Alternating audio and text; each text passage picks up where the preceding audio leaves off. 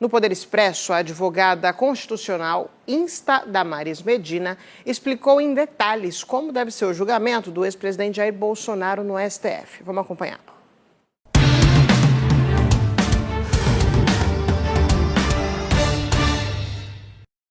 Vamos agora tirar todas as dúvidas sobre o julgamento do Supremo acerca do Jair Bolsonaro, para todo mundo entender, e aqueles outros 32, né? O julgamento de autoridades que têm prerrogativa de foro no Supremo Tribunal Federal, ele se dá em duas fases distintas. A primeira fase a gente chama de pré-processual, porque para quem está nos escutando, né, está ouvindo falar desse julgamento há tanto tempo, por que agora ele chegou no Supremo?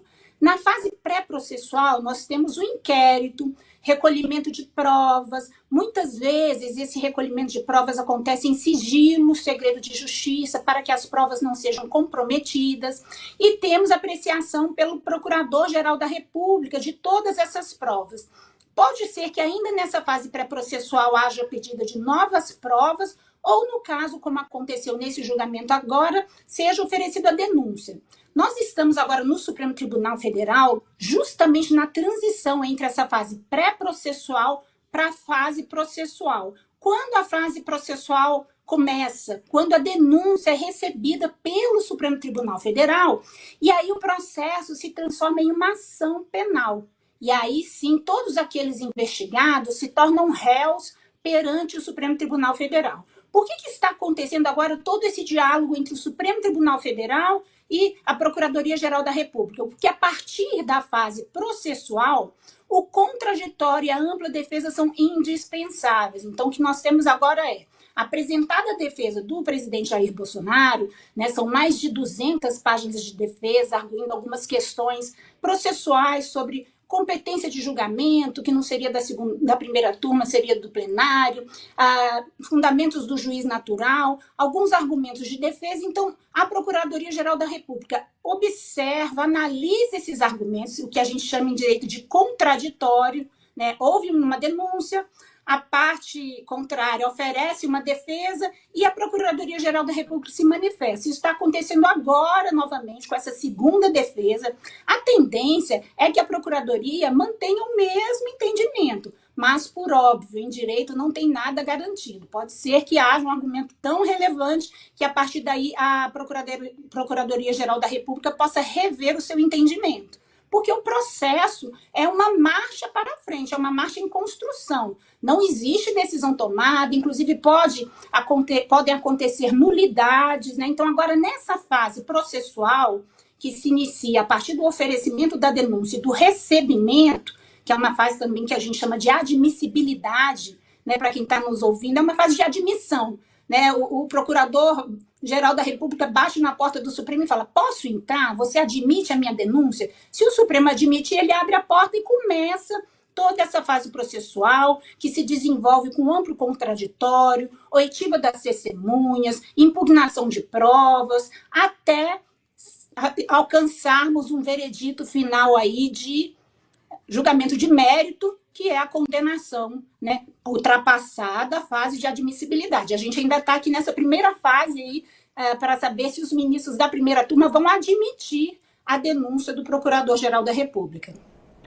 Damares, a gente viu as defesas, no geral, questionando a legitimidade da participação do Cristiano Zanin, por ter sido advogado de processo de interesse de Lula, né, antes de ser presidente lá atrás, Flávio Dino por ter sido ministro de Luiz Inácio Lula da Silva já nessa gestão, ambos terem movido queixas, né, processos aí relacionados a crimes contra a honra, contra Jair Bolsonaro. O próprio Alexandre de Moraes, por ter, naquela suposta tentativa de golpe com o plano de assassinato, né, pelo que foi apontado no inquérito da Polícia Federal, por ele ser vítima, então sendo vítima e acusador ao mesmo tempo, isso aí configuraria um conflito de interesse. Então a gente já tem aqui da turma composta por 5, 3 que tiveram a sua isenção, a legitimidade para julgar, sendo atacada pelas defesas, né? Isso, enfim, não prosperou no Supremo Tribunal Federal, e eu te pergunto se ainda pode ser que essa discussão venha à tona nas próximas etapas dessa análise preliminar, nesse primeiro momento, aceitar ou não aceitar a denúncia da PGR, ou quem sabe depois de aceita a denúncia, lá na frente com a ação penal deflagrada.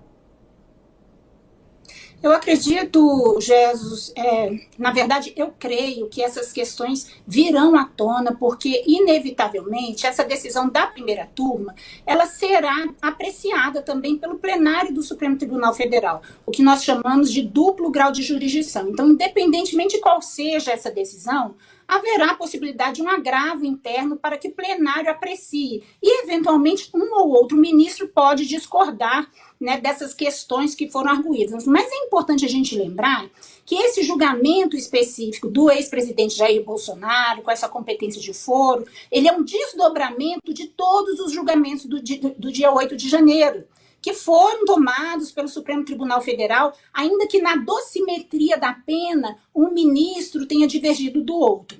Existe hoje no Supremo, para quem nos assiste, uma circunstância curiosa. O Supremo ele é formado por 2 turmas. Na primeira turma estão os 2 últimos ministros indicados pelo presidente Lula, e na segunda turma estão os 2 últimos ministros indicados pelo presidente Jair Bolsonaro, que é o ministro Nunes Marques e o ministro André Mendonça.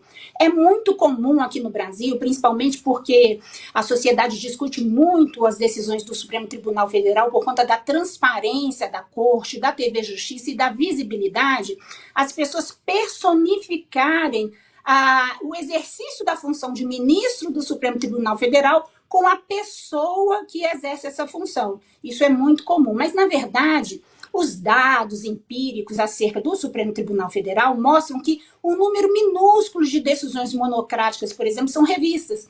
Então, por mais que a gente tente personificar em uma pessoa, porque acabou de ser indicado, ainda é muito favorável, né? Nós precisamos ver o Supremo Tribunal Federal como um órgão decisório. Em 2018, por exemplo, quando estava sendo julgado a inelegibilidade do presidente Luiz Inácio Lula da Silva, a prisão dele, todo o Supremo Tribunal Federal, também com vários ministros indicados por Lula, teve um julgamento que culminou na inelegibilidade, na prisão. Então é importante nós termos um olhar em perspectiva, no sentido de que o Supremo julga como uma instituição e não como pessoas reunidas. E isso é bom para a gente poder despolitizar um pouco esse julgamento que está acontecendo no Supremo Tribunal Federal, que vai definir aí não só os rumos das eleições, mas da nossa própria democracia constitucional.